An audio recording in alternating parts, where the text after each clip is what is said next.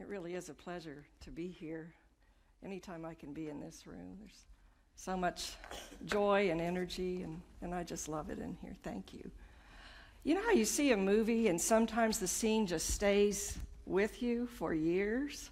One of those for me, and maybe for you, is To Kill a Mockingbird.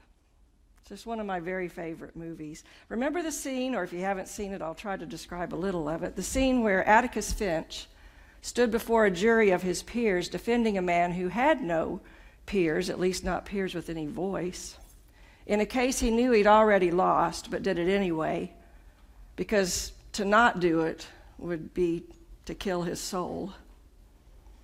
He knew it was a lost cause before he ever started, and he knew that justice would not be served, but at least someone would have the courage to name it.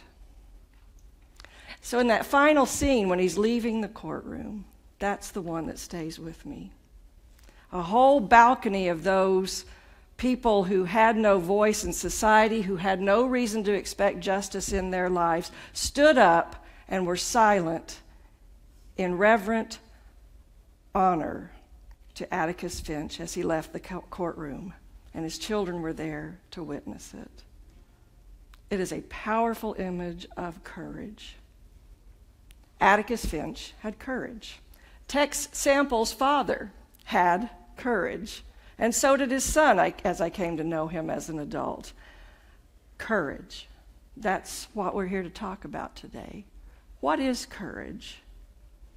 Well, you know, as I was writing this and I was studying about courage, what does this mean? Courage. I can't help it. My brain just does this. But of course, I got this earworm of some song that might be reminiscent to you. The passionate speech by the Cowardly Lion in The Wizard of Oz as he pleads his case for courage.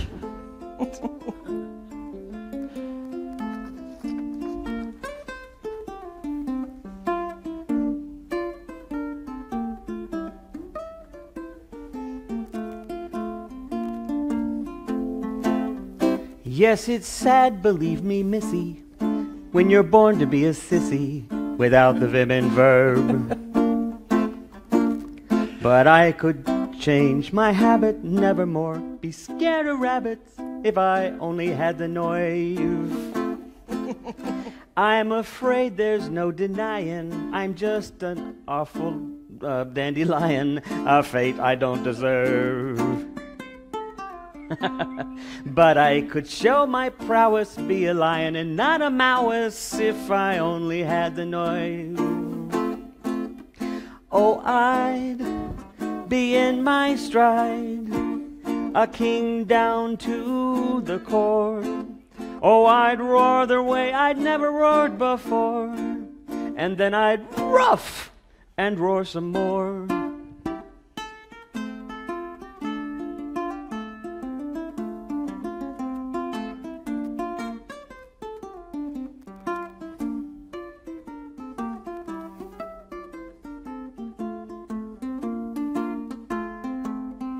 I would show the dinosaurus who's king around the forest, a king they'd better soive. And with my regal beezer I could be another Caesar if I only had the nerve. If I only had the nerve. If I only had the noise.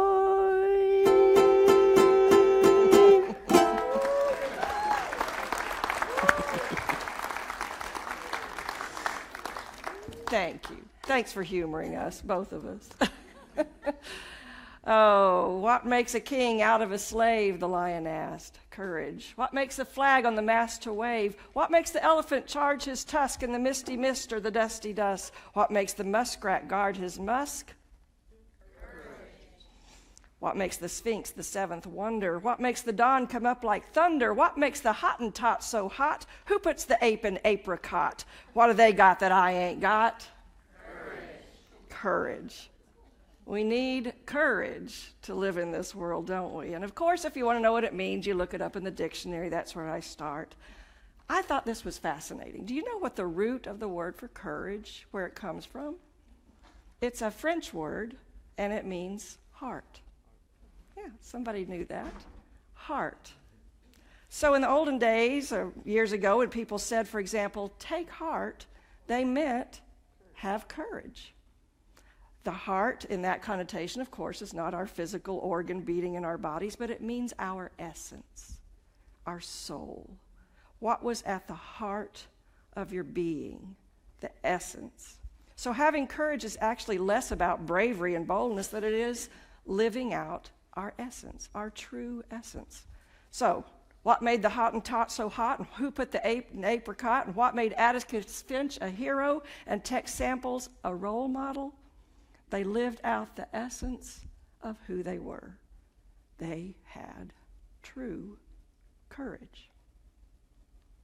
Now, in Mark's gospel that Tom just read, Jesus asked the question, what does it profit you if you gain the whole world and lose your life, your soul, your essence? Do we sell our souls every time we act or speak in denial of who we truly are? What are and who we are, you and me, what we were truly created to be.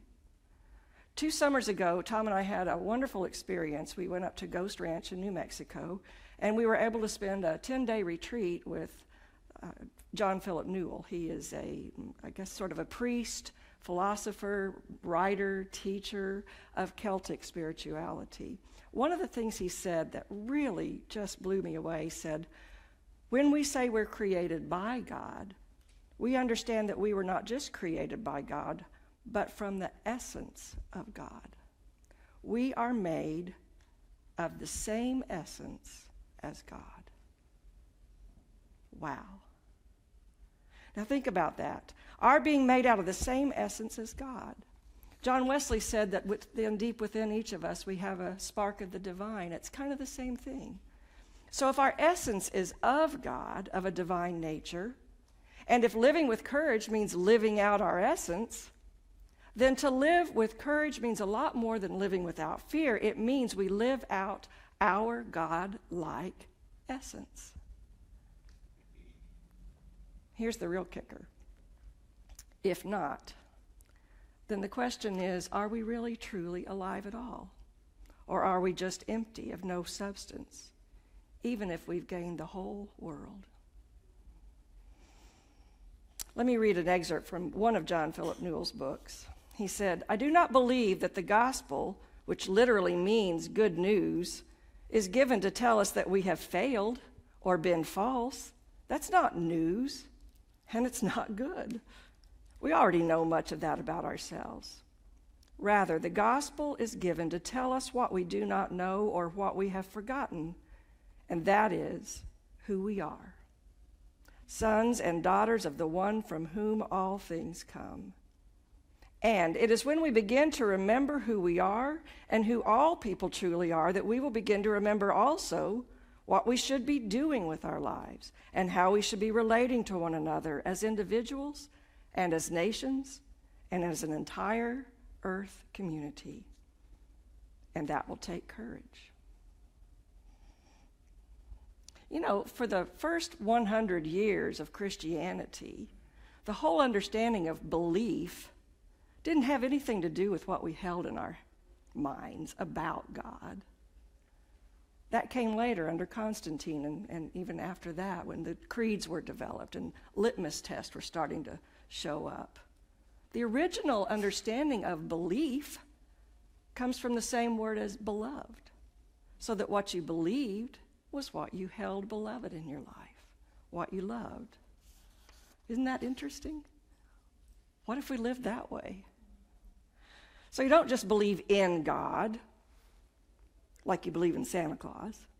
You don't just believe in Jesus. They aren't a concept that we have to acknowledge like we were taking a litmus test. To believe in God is to love God, and to love God is to love what God loves. Or to believe in God is to love what God loves. To believe in Jesus is to love him by living the way he taught us to live. It's not what we believe up here. If someone were to ask you, what do you believe? a good place to start would be to look at what you hold dear to your heart. And I know when I look at my own things that I hold dear, I think I need to be a little bit more like the Grinch and have my heart grow a couple of sizes. Because love is more than being nice. Love is a fierceness in this world, and it takes true courage to be truly loving. When Jesus asked the question, what does it profit a person to gain the whole world and lose his soul? Please do not hear that as a veiled threat for eternal damnation. Hear it instead as a wake-up call. Live out your essence. Live out your true identity, which is another way of saying, take heart, have courage. And that happens in big ways and small ways. Of course, there are people out there who are living out their deepest essence in ways that are heroic, but the truth is, how many of us are going to face the decision to hide a young Jewish girl and her family in our attic so that they can be rescued from the Nazis? Although, as a side note, I sometimes wonder if in the not too distant future we may be hiding Muslims in our attics. Who of us will ever face a courtroom of injustice, our case lost before we ever begin? Who of us has the choice every day to be ethical, even if nobody ever has to know about it? Who of us has the choice to forgive, knowing that it really is an option? Who of us has the choice to offer a thoughtful response, a gesture seeking reconciliation, instead of responding out of anger and seeking punishment? Take heart. Have courage. And here's a thought. I just want to throw this in here. Let's be careful that we don't confuse having courage with being bombastic. Sometimes the most courageous are the ones we never even know are acting on behalf of what their true godlike essence is. Too often our culture is enamored with those who speak boldly, decisively, maybe even shockingly, and we think they have courage. They don't. Be careful. Look to the heart of the message. Is it loving? Is it healing? Don't confuse a loud mouth with courage.